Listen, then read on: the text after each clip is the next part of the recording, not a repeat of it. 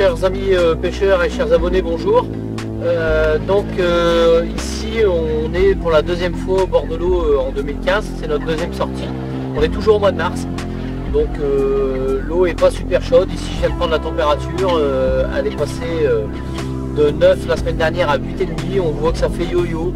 La météo, la nuit ça gèle pas. Ah, ils nous avaient annoncé une belle semaine ici, on a eu 16 degrés en début de semaine. Beaucoup de soleil, c'était pas mal, le poisson commençait à bouger un peu partout. Et ici dans le canal de la Somme, c'est retrouvé un petit peu comme un flanc. Mais bon, il faut être là, il faut être au bord de l'eau. Si on veut faire du poisson, il n'y a pas 36 solutions, il faut être au bord de l'eau. Donc deux choix aujourd'hui se présentent à nous. J'ai fait deux choix stratégiques en fait. J'ai amorcé une zone où on a un plateau où les péniches, à l'époque où elles passaient dans le canal de la Somme, faisaient demi-tour. Donc on a une belle remontée, on a beaucoup moins d'eau. On va dire de 2,20 m, on passe à 1,60 m, 1,50 m. Donc c'était censé se réchauffer plus vite. Bon, malheureusement, la météo est très changeante en ce moment, les températures ont rechuté, le beau temps n'est pas forcément au rendez-vous, et puis on a un vent de nord-est qui refroidit fortement. Bon, n'empêche que l'eau à 8,5, le poisson il va bien falloir qu'il s'active un moment ou un autre. Donc voilà, mon premier choix ça a été sur le choix de ce poste, et mon deuxième choix ça a été de ne pas prendre le bateau. Parce que dans le doute, il n'y a pas de navigation depuis le mois d'octobre. Dans le canal de la Somme, les écluses sont fermées. Donc on est au niveau navigation sur off, il n'y a aucun bateau qui passe.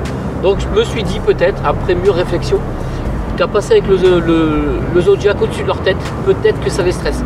Et on sait très bien que tout poisson stressé, toute carpe stressée va pas mordre. Donc, ou alors elle ira s'alimenter plus loin, ou ne touchera pas une nourriture qui ne lui est pas forcément connue. Donc on va éviter tout stress au niveau du poisson, c'est pas sûr, c'est peut-être pas ça, mais je préfère ne pas prendre le risque. En plus ici on peut sonder à la canne, on peut aborder le poste à la canne, il n'y a aucun souci. Bon, déposer en bateau c'est toujours mieux.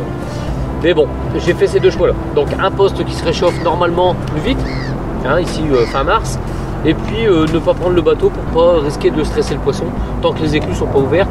Ils vont ouvrir ça fin avril. Donc après on va avoir de la circulation régulièrement dans la journée avec des bateaux. Là je pense que ça ne posera plus de problème et en tout cas on n'aura plus de doute. Donc voilà, bon ici je vais préparer des sacs solubles, on va tout poser au soluble. Je suis venu amorcer dans la semaine donc on va rien remettre. On va juste mettre 3-4 bouillettes autour du montage avec le sac soluble et c'est tout. On verra bien si on a de la touche. J'avais mis un peu de billes ici en bordure, bon c'est parti. Mais bon c'est peut-être l'erreur, j'ai pas passé mes nuits à observer. Donc voilà. Donc la suite des événements. Allez, on se met à la pêche. Bon ben mes amis, catastrophe. Ça fait, je viens de poser ma deuxième canne, j'ai discuté un peu avec vous, j'ai posé ma première canne. Je pose la deuxième, je veux pour aller chercher la troisième, paf, parti. Alors punition, je fais une belle décroche. Pourtant j'avais un montage optimisé, comme vous pouvez le voir ici. Donc j'avais fait un bon petit montage optimisé. Par contre pour moi, j'ai mis un plan inline. Mais c'est un plan inline de 90 grammes. J'ai pas reçu ce que j'ai commandé. Donc j'ai dit tant pis, je pose avec un inline. Mais malheureusement il fait que 90 grammes. Donc vous voyez bien quand je parle des poids du plomb, souvent on en parle au bord de l'eau à la rencontre des pêcheurs. Je suis un peu excité, premier départ de l'année je le décroche, ça fait mal. Mais bon, alors je disais, on va reprendre ses esprits, je disais un plan de 90 grammes, pour moi c'est pas assez lourd. Vous voyez, j'ai tenté le jeu, je le sais pourtant.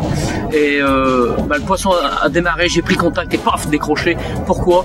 Tout simplement parce que le poids, au décollage, le poids du plomb n'a pas suffi à bien piquer l'hameçon dans la lèvre du poisson. Comme je disais la dernière fois, les carpes ont des lèvres très dures, donc il faut des hameçons. Ici j'ai fait le choix d'une pointe droite très piquante, mais pas suffisamment par rapport au poids du plomb. C'est dommage.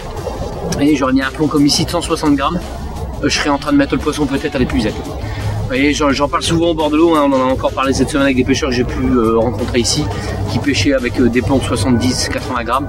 Et voilà, c'est la cata, je le dis tout le temps, et je viens de faire moi-même l'erreur.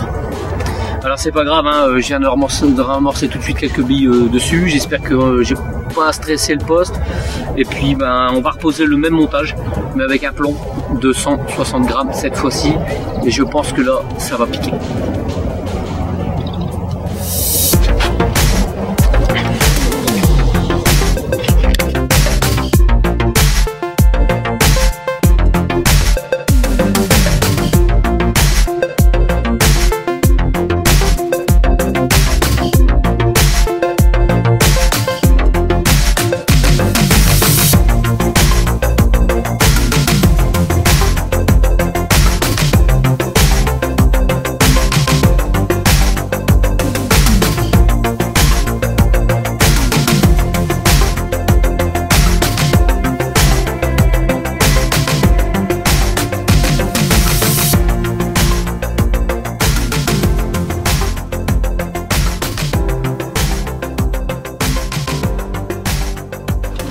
voilà, notre partie de pêche s'achève déjà. On n'a pas eu de grands débats techniques, mais on en a un quand même qui est très important. C'est par rapport au poids du plomb et le corps de ligne utilisé, ce rapport entre les deux. Donc ici j'étais en nylon, donc avec les bâclets habituels. Donc on a une déviation du fil. Donc on a un mou, à ce niveau-là on a un mou pour prendre contact. Si j'avais utilisé un plomb comme à mon habitude de 140-160 grammes, c'était pas un problème parce que le poisson levait la tête ou se déplaçait, se piquait correctement. Donc moi dès que j'aurais repris ce mou en prenant contact avec le poisson, c'était piqué, on n'en parlait plus. Bon là le problème est que on a ce petit mou en fait, qu'on va appeler comme ça, et on a un plomb trop léger au bout. Donc le poisson quand il le prend, il ne se pique pas bien. Donc le temps de récupérer ce petit mou là, ça suffit à ce que le poisson soit secoué la tête pour se débarrasser de ce qui lui gênait, parce qu'elle ne sait pas que c'est un plomb et un hameçon, mais ça lui gêne, donc elle secoue la tête. Ça suffit à ce que l'hameçon sorte de la lèvre quand j'ai pris contact. Donc voilà, donc n'ayons pas de plomb plus lourd en inline, j'ai remédié au problème en mettant de la tresse. Parce que pourquoi de la tresse, on a un contact beaucoup plus direct, et là peut-être que ça aurait mieux marché. Bon, j'ai pas eu une nouvelle touche, à savoir que la météo s'est complètement dégradée, on a perdu des degrés chaque heure.